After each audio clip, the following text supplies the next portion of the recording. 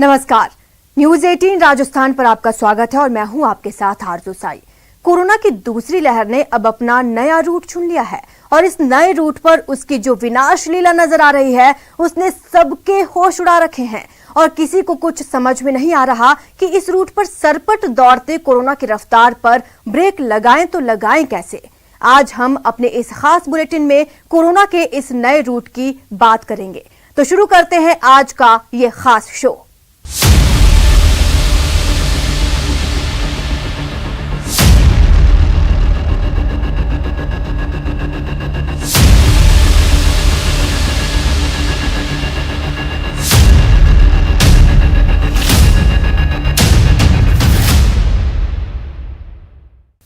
अब तक हमने और आपने कोरोना की दूसरी लहर से शहरों की उखड़ती सांसों का दर्द देखा, लेकिन अब इसने गांव के लोगों का दम घोंटना शुरू कर दिया है।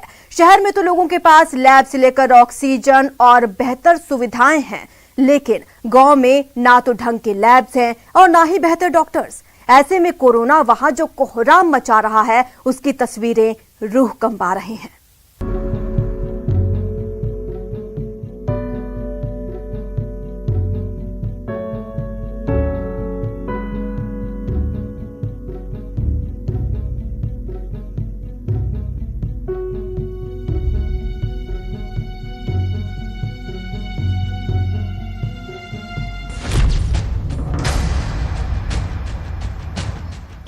अब तक देश ने शहरों में कोरोना महामारी का सबसे प्रचंड रूप देखा।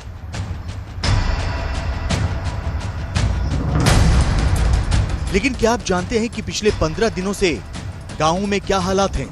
आज आपको कई राज्यों के अलग अलग गांवों से कोरोना की सबसे सच्ची ग्राउंड रिपोर्ट दिखाएंगे।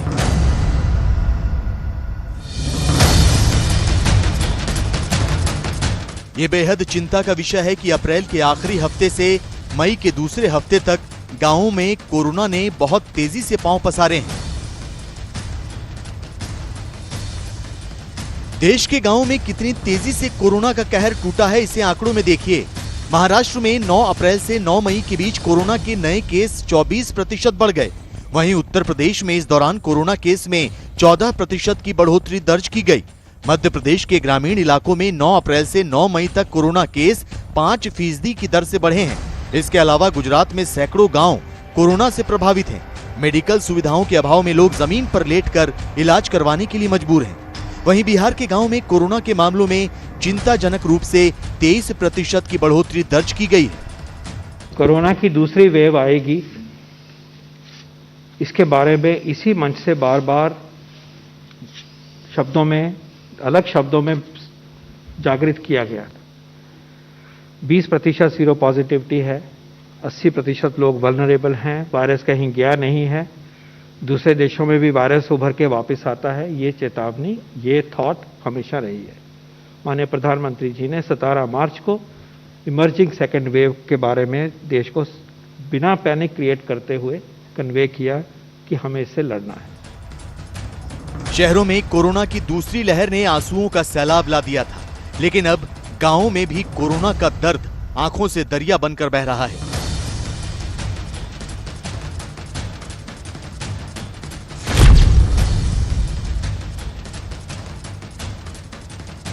गुजरात के डांग जिले की वानसदा तहसील का ये सुखाबारी गांव है। कोरोना ने जब यहां का रुख किया तो मेडिकल सुविधाएं और प्राथमिक स्वास्थ्य केंद्र पहले ही सरेंडर कर चुके थे। लिहाजा सरकार ने आइसोलेशन सेंटर बनवाकर लोगों का इलाज करने की कोशिश की, लेकिन हकीकत आपके सामने है। पेड़ों के नीचे पॉलिथीन या दरी गद्दे बिछाकर लोग कोरोना का इलाज करवा रहे हैं। पास में एक पीएचसी यानी प्राथमिक स्वास्थ्य केंद्र भी है, लेकिन लोग वहां नहीं जाते क्योंकि इलाज के नाम पर वहां कुछ है ही नहीं।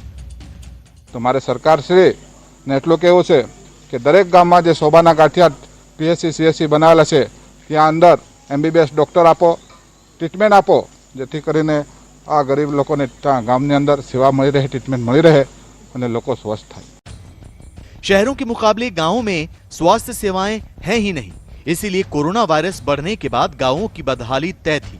गुजरात सरकार ने प्राइमरी स्कूलों में आइसोलेशन सेंटर बनाने के निर्देश दिए थे, लेकिन इलाज के नाम पर प्राथमिक सुविधाएं भी उपलब्ध नहीं है, इसलिए ऐसे आइसोलेशन सेंटर खाली पड़े हैं। जाहिर है न दवा है, न डॉक्टर और न बेड।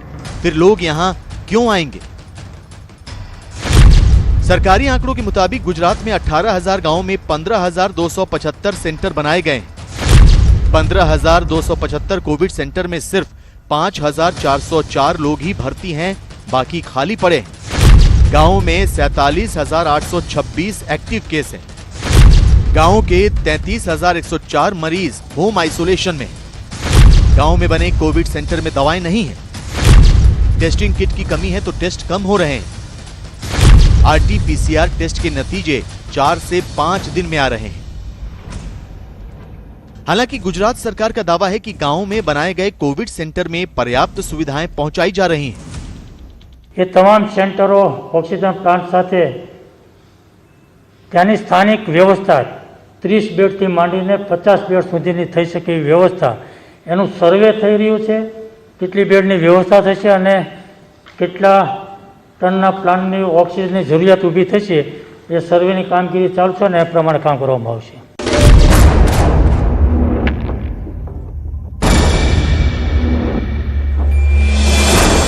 गुजरात के छोटा उदयपुर जिले के कनलवा गांव में कोरोना तो क्या, सामान्य इलाज के लिए भी लोग तरस रहे हैं। सरकारी स्वास्थ्य केंद्र पर ताला लगा है।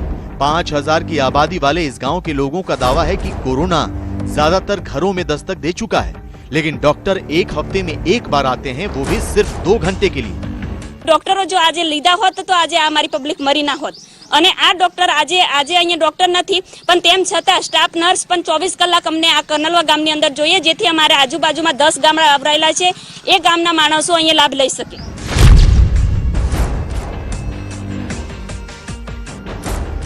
गुजरात के साबरकांठा जिले के चित्रोड़ा गांव में भी सरकार ने कोविड सेंटर खोला। न डॉक्टर, न दवाएं, न नर्सिंग स्टाफ, तो मरीज यहाँ क्या करने आएंगे? अफसोस, मरीजों के न आने की वजह से नाम का ये कोविड सेंटर बंद कर दिया गया। गांवों की मेडिकल सुविधाओं का सच किसी से छिपा नहीं है। न्यूज़ 18 की ग्राउंड रिपोर्ट में आपको कोरोना से लड़ते गांवों की एक-एक तस्वीर दिखाते हैं।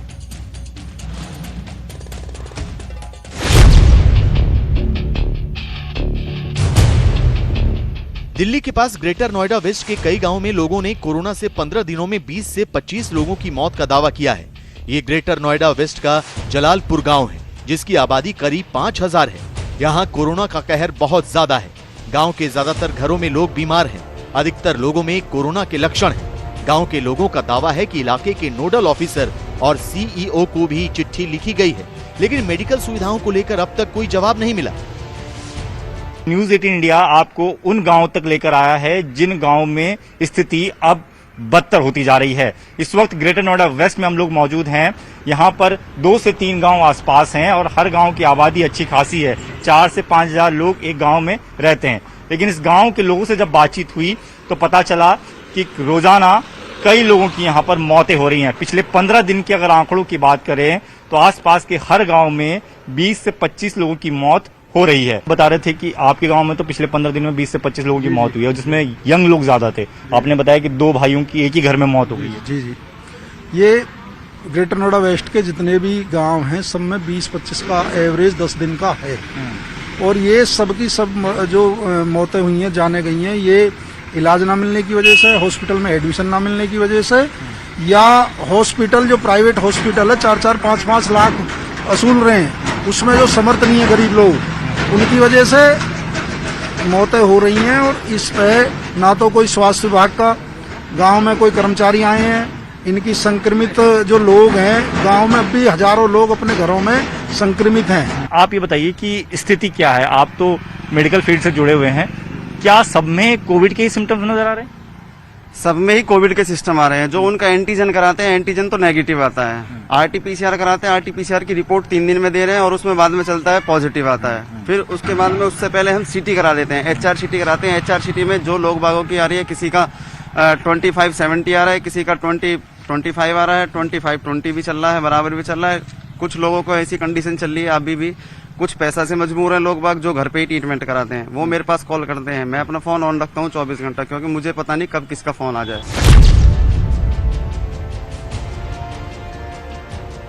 ग्रेटर नोएडा वेस्ट के जलालपुर गांव के पास सादोपुर गांव में भी लोगों ने कोरोना से 10 मौतों का दावा किया है। गांव वालों को कहना है कि करीब 15 दिनों में 10 लोग कोरोना की वजह से दम तोड़ चुके हैं। मरने वालों में बुजुर्ग और युवा दोनों शामिल थे।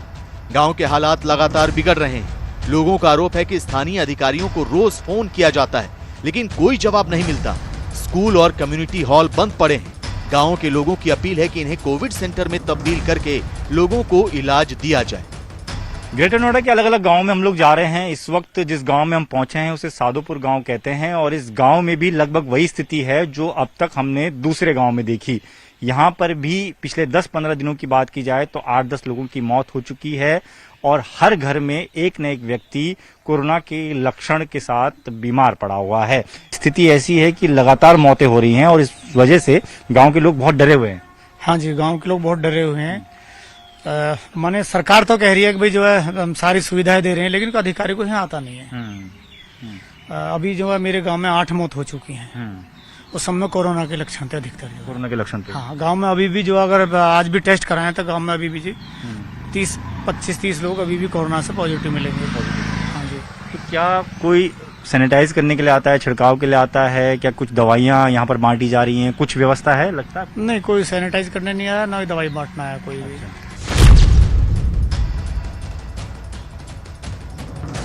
ग्रेटर नोएडा के सादोपुर गांव की तरह नोएडा एक्सटेंशन के खैरपुर गुर्जर में भी हालात बेकाबू हो रहे हैं। कोरोना के लक्षण वाले लोगों की जांच समय पर नहीं हो पा रही, जिसकी वजह से वायरस दूसरों में फैलने का खतरा बढ़ रहा है। जो लोग बीमार हो रहे हैं उन्हें ना तो आइसोलेट करने का इंतजाम है और न ही इलाज की कोई व्यवस्था। 7,000 की आबादी वाले इस बड़े से गाँव में 40 दिनों में 25 से ज्यादा लोगों की मौत हो चुकी है। देश की राजधानी दिल्ली से 23 किलोमीटर दूर और नोएडा से 12 किलोमीटर की दूरी पर स्थित खैरपुर गुर्जर गांव का आज हम दौरा करेंगे और जानेंगे कि कोरोना की वजह से इस गांव का क्या हाल है, क्योंकि गांव वालों की तरफ से दावा किया गया है कि कोरोना की वजह से यहां कई लोगों की मौत पिछले 1.5 से 2 महीने में हुई है। तो चलते हैं खैरपुर गुर्जर गांव में। नोएडा एक्सटेंशन के खैरपुर गुर्जर गांव में रहने वाले नितिन का दर्द जानकर किसी की भी आंखें नम हो जाएंगी। उनका दावा है कि 35 दिनों में 2 भाइयों को वो खो चुके हैं। 1 महीने पहले एक भाई की मौत हार्ट अटैक से हुई, जबकि दूसरे भाई को कोरोना ने छीन लिया। कोरोना पॉजिटिव भाई को बचाने के लिए 35,000 रुपए का ऑक्सीजन सिलेंडर ब्लैक में लेकर आए, लेकिन अस्पताल में बेड नहीं मिला और समय पर इलाज भी नहीं हो सका। इलाज चल रहा था, बस बाहर से एडमिट कहीं नहीं हुआ था।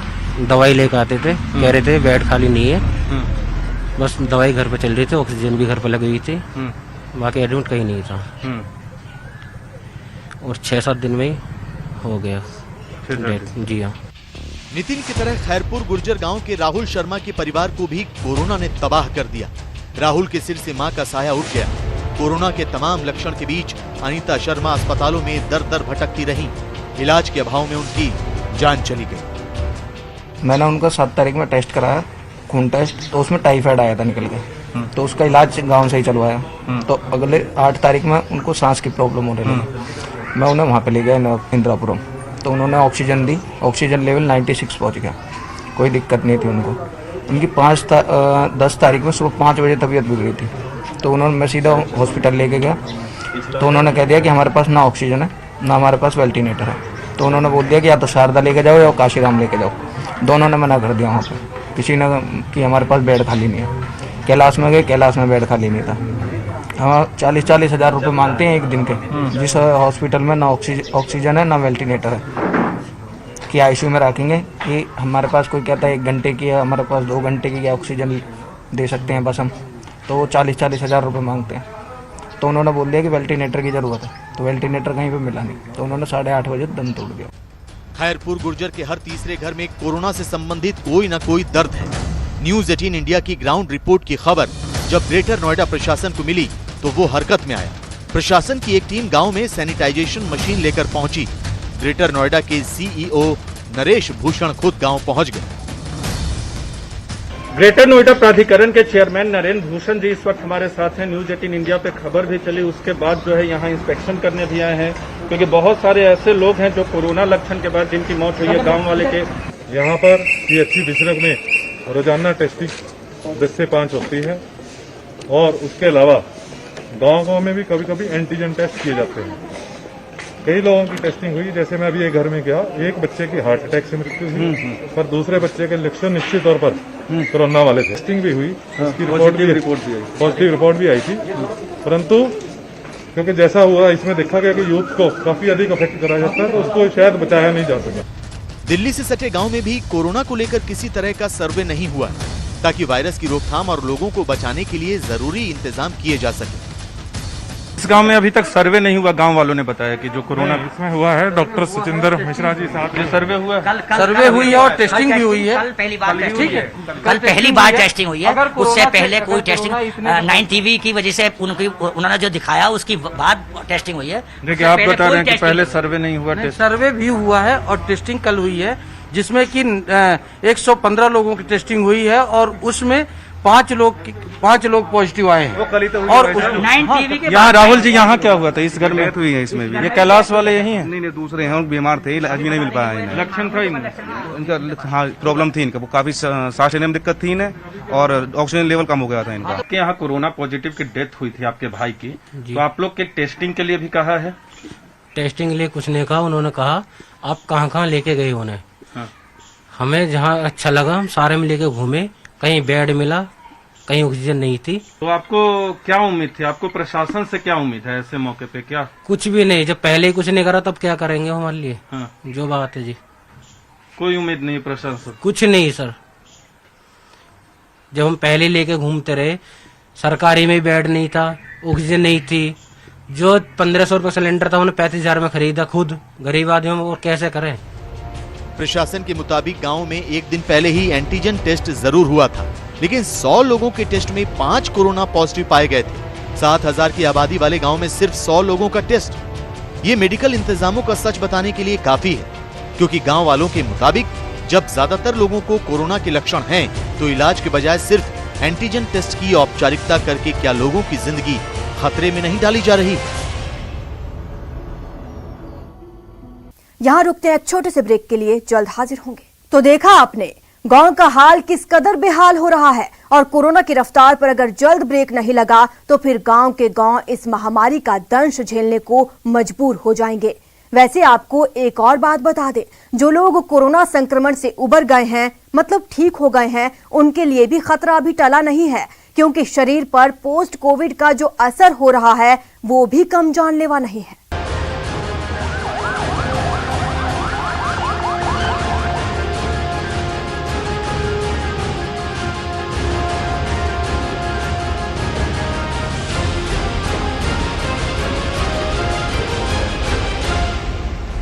दूसरी लहर में कोरोना से लड़ाई सिर्फ 14 या 18 दिन की नहीं है। कोरोना से ठीक होने के बाद भी एक लंबी लड़ाई लड़नी है, तब तक जब तक शरीर उस नुकसान की भरपाई नहीं कर लेता जो इस खतरनाक वायरस से हुई है। इतना तो आप भी जान चुके होंगे कि ठीक होने के बाद भी मरीज को कई दिक्कतें आ रही हैं। नहीं जानते तो हम बता देते हैं। डॉक्टर्स का कहना है कि ठीक होने के बाद भी शरीर में थकान, खांसी, जोड़ों में दर्द, धड़कनों का तेज होना, दस्त, खून के थक्के, नींद की कमी, यहां तक कि याददाश्त में कमजोरी भी लगभग आम लक्षण है। मगर सवाल ये कि कोरोना से ठीक होने के बाद ऐसा कुछ हो तो क्या करना चाहिए? इन सवालों को लेकर हम देश के बड़े डॉक्टर्स के पास पहुंचे, डॉक्टर राकेश पंडित और doctor M Wali. Post covid हमें सबसे इम्पोर्टेंट सावधानी है कि we don't have to rush to do the things. हम वो नहीं है जो हम पहले कोविड से थे, and we have to accept it. हमें हमारे बॉडी और हमारे माइंड को ये एक्सेप्ट करना। भाई तुम वो नहीं हो कि तुम जो रोज सुबह 2 घंटे जिम करते थे, 1 घंटा जॉब करते थे, रन करते थे। टेक थिंग्स लाइटली, मतलब आप जैसे है आहिस्ता आहिस्ता अपने शरीर को टाइम दो कि आप ठीक हो पाओ। अपनी हाइड्रेशन, खाना पीना अच्छा रखो और हेल्दी फूड, हेल्दी डाइट रखो जिसमें कि आप green leafy vegetables, good amount of vegetables, fruits low. Important second is sleep. Sleep एक इम्पॉर्टेंट चीज है जिससे हमारी बॉडी रिजुनेट होती है। आपको खुद भी लगेगा कि that you always feel sleepy. जितना आप स्लीप ले सकते हो तो उतना सोइए। यानी जितना बेहतर खाना उतनी अच्छी सेहत। और जितनी अच्छी सेहत उतनी बड़ी जीत। अगर सवाल ये कि अगर कोरोना से लड़ाई गंभीर थी, अस्पताल जाने की नौबत तक आई, तो क्या करना है? जो घर में ठीक होते तो उन लोगों को उतनी ज्यादा प्रॉब्लम नहीं आती, पर ज्यादा प्रॉब्लम यूजुअली हॉस्पिटलाइज पेशेंट्स में आती है। एंड जिसका लंबा हॉस्पिटलाइजेशन होता है तो उनमें थोड़ा रिकवरी फेज भी लंबा ही चलता है। एंड यूजुअली जो सबसे इम्पोर्टेंट प्रॉब्लम जो कोविड के बाद आती है वो ब्रीदिंग प्रॉब्लम आती है। मीन्स इवन घर जाने के बाद भी लोग नॉर्मल काम करना दिक्कत हो जाती है। Means they feel extreme fatigue, थकान होती है। इवन नॉर्मल काम जैसे बाथरूम तक जाना भी एक प्रॉब्लम होता है। डे टू डे एक्टिविटीज करने में भी they feel extreme weakness and fatigue in doing normal works. एक और सवाल जो ठीक होने वाले ज्यादातर लोगों से जुड़ा है, वो है फेफड़ों का कमजोर होना। कोविड में सबसे ज़्यादा सावधानी जो लंग्स की रखते हैं, उसमें लंग के लिए डीप ब्रीदिंग करनी चाहिए, बलून फुलाना चाहिए, प्राणायाम करना चाहिए, अनुलोम विलोम करना चाहिए, और अगर आप शंख बजा सकें, बांसुरी बजा सकें तो वो करना चाहिए। 3 बॉल का रेस्पिसाइजर आता है, उसको फुला सकें और उसमें से वैक्यूम सक कर सकें तो वो सब करना चाहिए। और पैदल चलना चाहिए, वॉक करना चाहिए, लेकिन अभी हम पैदल चलने की एडवाइस नहीं कर रहे हैं। अगर आपकी सोसाइटी है, मकान है, उसकी छत पर वॉक कर सकते हैं। एक और सवाल जिसका जवाब बहुत से मरीजों को चाहिए, वो ये कि अगर हार्ट या पल्स रेट बढ़ जाए तो क्या करना है? हार्ट का और पल्स का इशू बहुत मिल रहा है।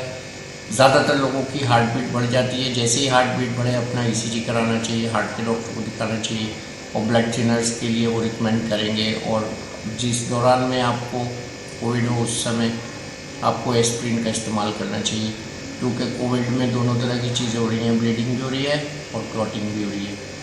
कभी कभी क्लॉटिंग पेरिफेरल होती है तो उसमें हाथ पैर की गैंग्रीन भी हो सकती है, ब्लू आई भी हो सकती है। बहुत से मरीजों को इलाज के दौरान स्टेरॉइड्स लेने पड़े थे।